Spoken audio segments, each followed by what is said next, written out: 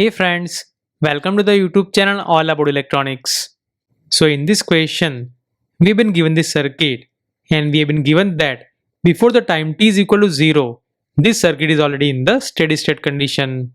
And at time t is equal to 0, this 3 ohm resistor is suddenly burns out and now it acts as a open circuit.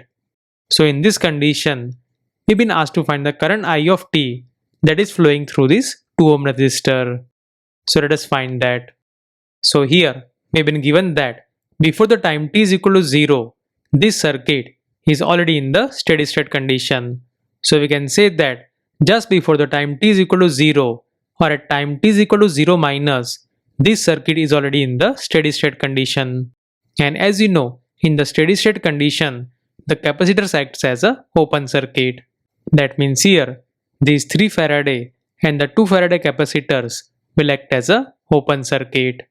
And now, in this condition if you see, then in this circuit, the current will flow through this path. And here, since this 2 Faraday capacitor also acts as an open circuit, so the current through this 2 ohm resistor will be equal to 0. And in this condition, the current will flow through this path. That means at time t is equal to 0 minus, the current in the circuit is actually flowing through these 3 resistors. So in this condition, let's say the current in the circuit is equal to I, and this current I can be given as this 12 volt divided by the series combination of these 3 resistors.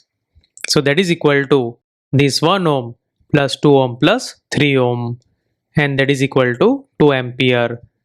That means at time t is equal to 0 minus, the current in the circuit is equal to 2 ampere.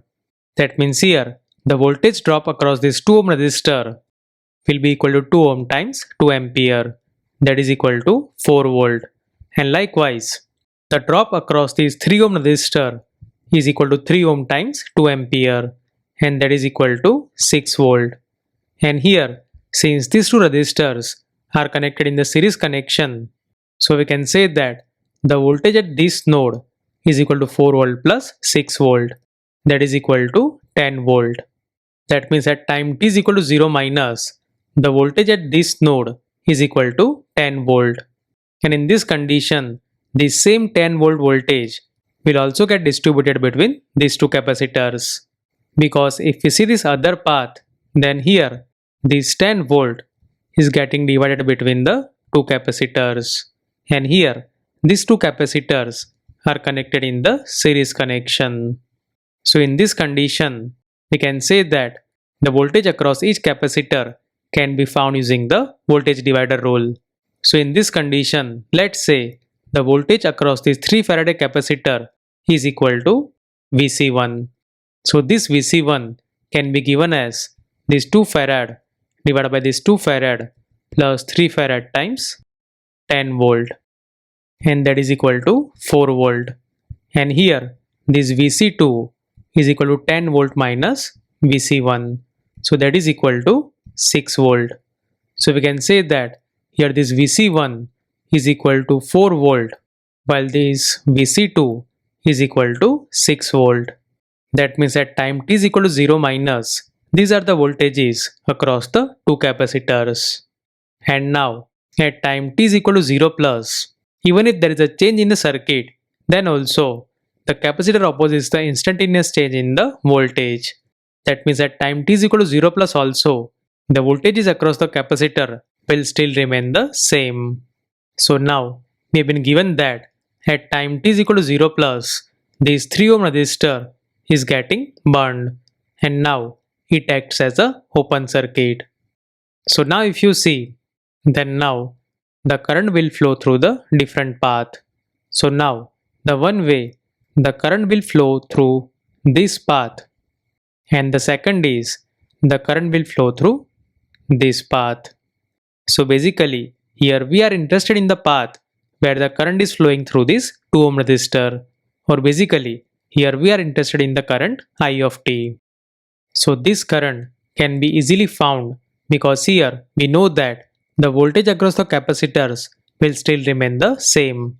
So here we know that the voltage at this node is equal to 6 volt. And we also know that the voltage at this node is still is equal to 10 volt, because here the voltage at this node is the summation of the voltages across the two capacitors. And at time t is equal to 0 plus, since the capacitor opposes the instantaneous change in the voltage, so voltage at this node will still remain the same.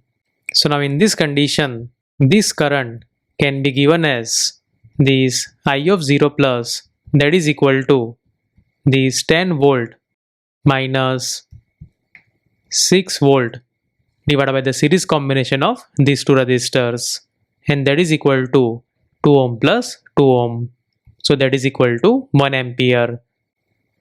So we can say that the current that is flowing in this direction is equal to 1 ampere, or we can say that this current I of t is equal to minus 1 ampere, because here we have been also given the direction of the current it that is flowing in the opposite direction. So therefore this current I of t is equal to minus 1 ampere. Moreover, here since the voltage at this node is equal to 10 volt, so the current through this 1 ohm resistor is equal to 12 volt minus 10 volt divided by 1 ohm, that is equal to 2 ampere. So here this 2 ampere current is getting divided in the two branches. The one current is flowing through this branch, while the another current is flowing through this 2 ohm resistor. And here these two currents are equal to the 1 ampere. And here since this 1 ampere current is flowing in the opposite direction to the assumed direction of the current I of t, so we can say that this current I of t is equal to minus 1 ampere. And therefore, for the given question, the answer is equal to minus 1 ampere.